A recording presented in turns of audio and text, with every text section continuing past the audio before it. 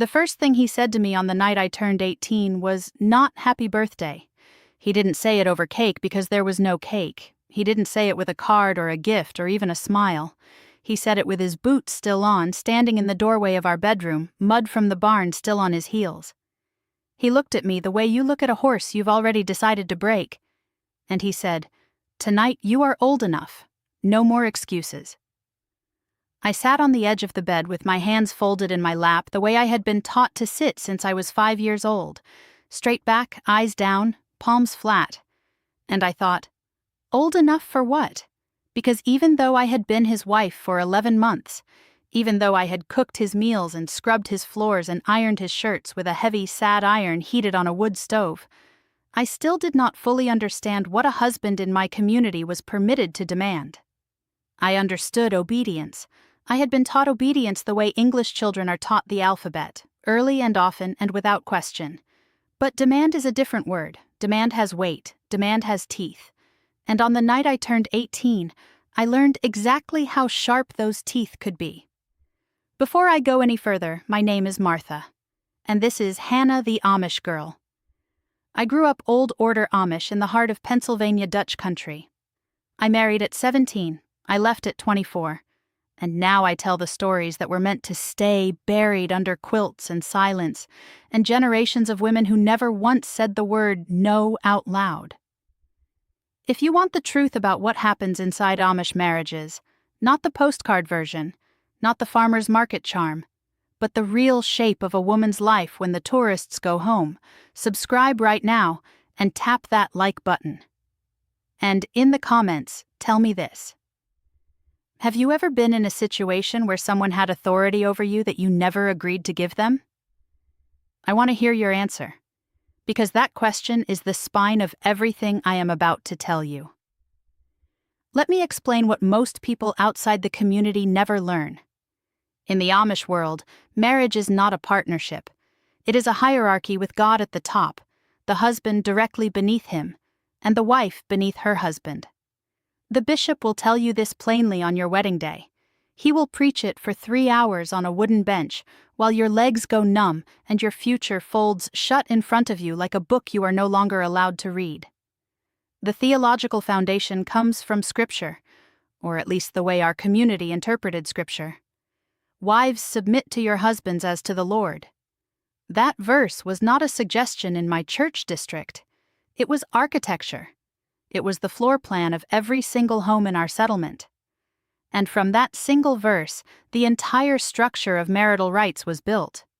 A husband could demand meals at specific times, and a wife who failed to deliver was considered disobedient. A husband could demand silence during his prayers, during his reading, during his conversations with other men. A husband could demand that his wife not speak to certain women in the community if he believed their influence was worldly or dangerous. A husband could demand physical availability whenever he decided the moment had arrived. That last one is where the silence gets thickest, because in my community, a wife's body after marriage was not fully her own. The Ordnung never said this in writing. The Ordnung was never written down at all. But every woman understood it the way you understand gravity. Nobody has to explain it. You simply feel its pull every single day of your life. You belonged to your household the way a cow belonged to a barn. You were sheltered, you were fed, you were expected to produce. And if you resisted any of those expectations, the failure was yours, not his, never his. I married Samuel when I was 17 years and 2 months old. He was 23. He had a farm, 46 acres of good Lancaster County soil, a barn he had built with his father, a buggy with a new harness, and a reputation in the community as a hard worker and a godly man. Those were the qualifications. Nobody asked if he was kind. Nobody asked if he listened when I spoke. Nobody asked if he had ever once considered what a 17-year-old girl might feel lying beside a man she had known for less than 6 months. Those questions did not exist inside the framework. A good husband provided. A good wife submitted. The rest was between you and God God, according to the bishop, had already made his expectations clear. Our wedding was in November, after the last of the corn had been cut. 260 guests filled my parents' home and spilled into the barn. My mother and I had been cooking for 3 days straight. Roast chicken, creamed celery, mashed potatoes, bowls of pepper slaw, applesauce, choufle pie, and more bread than I could count. My arms ached from rolling dough. My feet throbbed from standing on that cold kitchen floor since 4 in the morning. My dress was new, dark blue, plain, sewn by my own hands with tiny stitches my grandmother had taught me. No veil, no flowers, no music, except the slow hymns from the Ausbund that stretched each syllable until the words barely sounded like language anymore. Samuel sat across from me during the ceremony. I searched his face for softness. I found determination. That should have told me something. But I was 17. I did not yet know how to read the difference between a man who loves you and a man who has plans for you. Those two things can look identical from the outside. From the inside, they feel completely different. It took me years to learn that distinction, and by the time I did, I had already paid for the education with parts of myself I will never get back. That first night was what you might expect if you have listened to other stories on this channel. Silence. A closed door that did not lock. A handmade quilt stitched by my aunts. A wash basin with cold water on the nightstand. Two people who had never been taught the vocabulary of intimacy suddenly expected to become experts in it before sunrise. I will not describe it in detail because some things belong to the girl I was, not to the audience I speak to now. But I will say this. It was not cruel. It was not tender either. It was transactional in the way that everything in our marriage would become transactional. A duty performed, a requirement met, a box checked in a ledger neither of us could see but both of us carried. The months that followed moved in rhythm. Wake at 4, stove lit by 4:15, coffee ready by 4:30, his eggs fried hard, his bread sliced thick, his preferences memorized like scripture. Barn chores before the sun cleared the tree line, garden work until my knees were stained green. Laundry done by hand in a wringer washer, hung on the line even in January when my fingers turned white and cracked at the knuckles. Supper on the table by 5:30, dishes washed, floor swept, lamp trimmed. And then the evenings, those long quiet evenings when the work stopped but the obligations did not. Samuel was not a violent man. I want to say that clearly because it matters for what comes next. He never struck me. He never raised his hand. He never threw a plate or slammed a door. But violence is not the only way a person can make you small. Samuel had a way of stating expectations that left no room for discussion. Not asking, never asking, stating. Tonight, I need you to stay up and finish mending my trousers. Tonight, you will not visit your sister. Tonight, we will go to bed early. That phrase. We will go to bed early. It was never a question. It was never a suggestion. And I learned quickly that early meant something different to him than it meant to me. To me, early meant rest. My body begging for sleep after 16 hours of labor. To him, early meant access. And the distance between rest and access is the distance between a wife's life and a husband's authority. In my world, that distance did not exist. They were the same thing. The night of my 18th birthday fell on a Wednesday. I remember because Wednesday was baking day, and I had spent the entire afternoon making bread for the week, 8 loaves, my hands deep in dough for hours, flour dusting my forearms, the kitchen thick with heat from the wood stove. My back ached, my feet were swollen.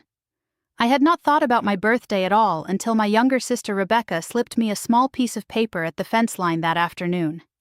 It said, "Happy Birthday, Martha," in her careful handwriting with a tiny drawing of a daisy in the corner. I tucked it into my apron pocket and felt something crack open in my chest. 18. I was 18 years old, and I already felt 40. That evening, Samuel came inside later than usual. He had been repairing a fence post in the far pasture. His face was set in that expression I had come to recognize over 11 months. Jaw tight, eyes focused, mouth pressed into a line. A decision already made behind them. He stood in the bedroom doorway and said what I told you at the beginning.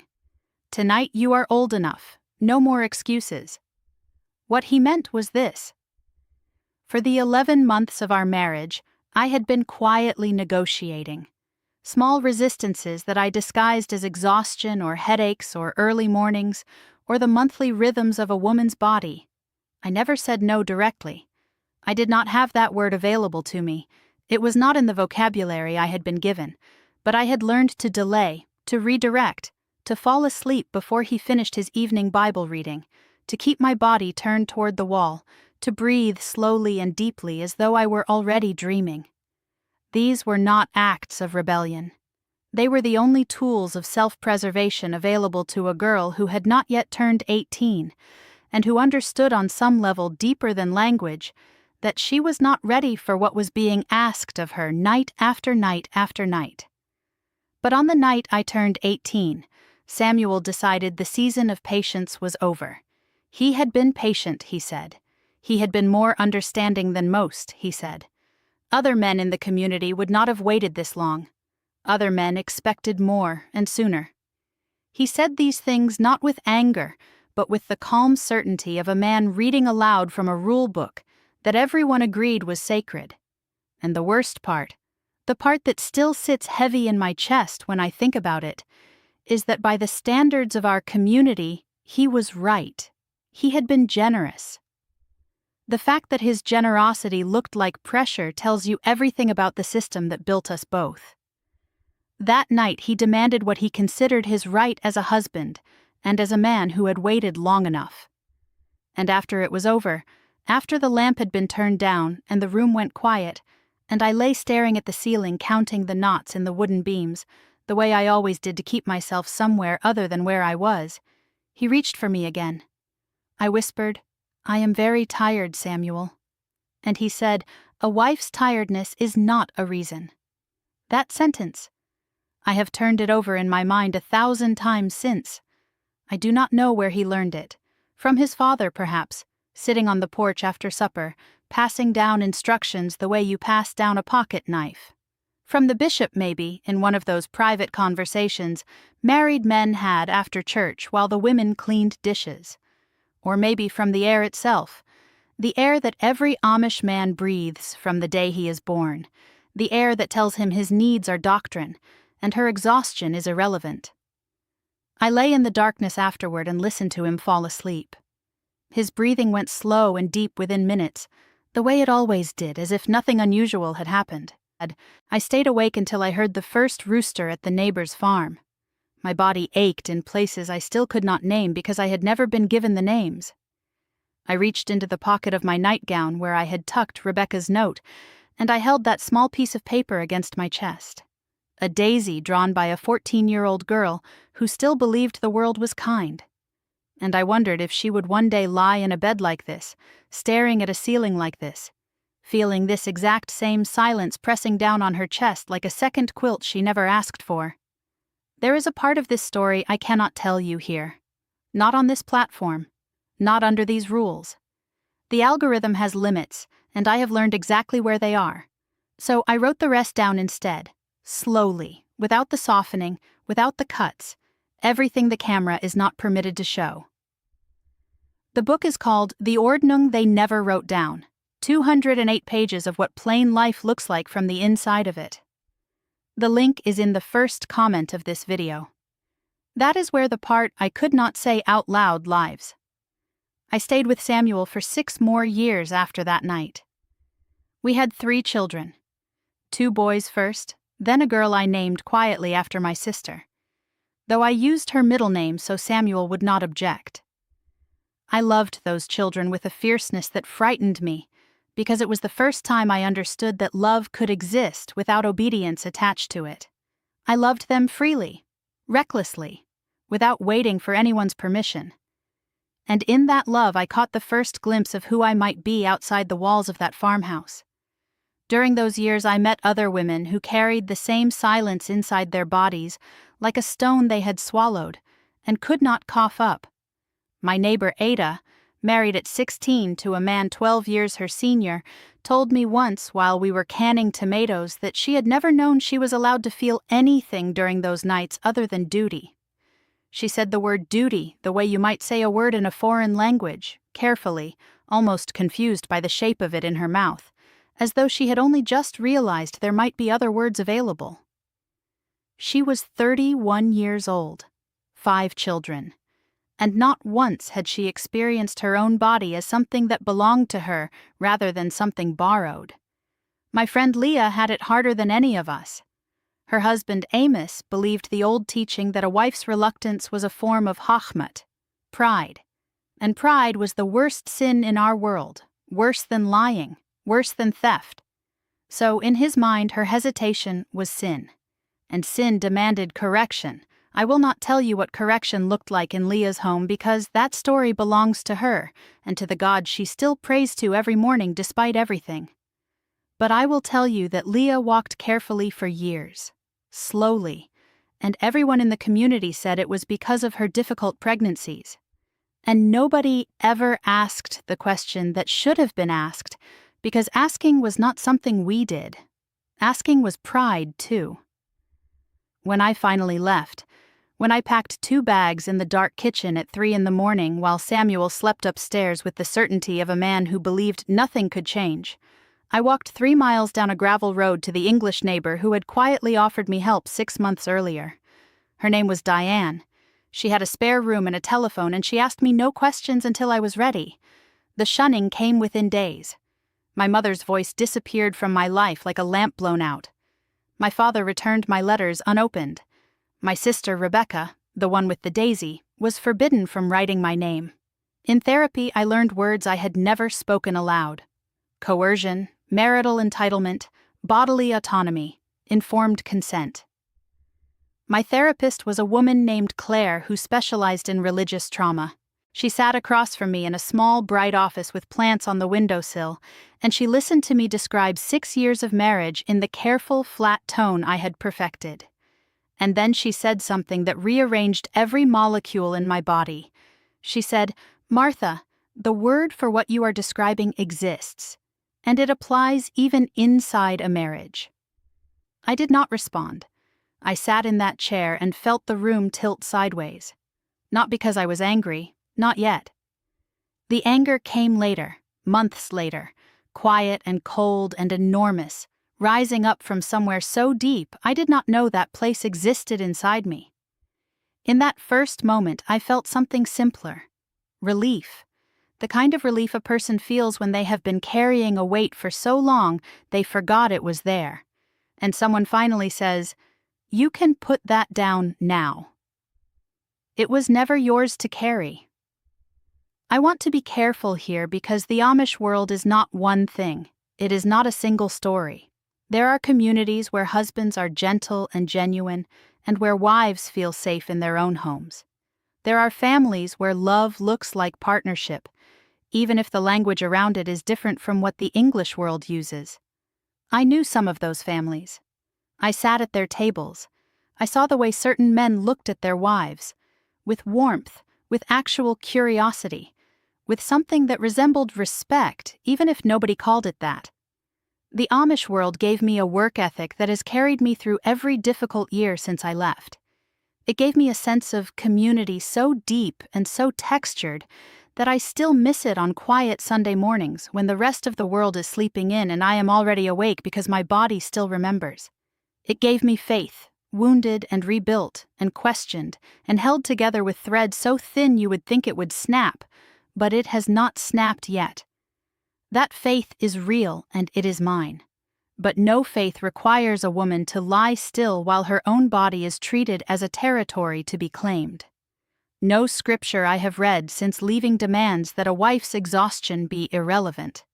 No God I pray to now designed a woman's body with such care and such complexity, and then intended for her to spend years too ashamed to speak its language. Samuel was not a monster. That is the part that makes this so difficult to hold. He was a product of the same system that produced me. That system handed him authority he never had to earn, and handed me silence I never agreed to keep. And between that authority and that silence, a marriage existed.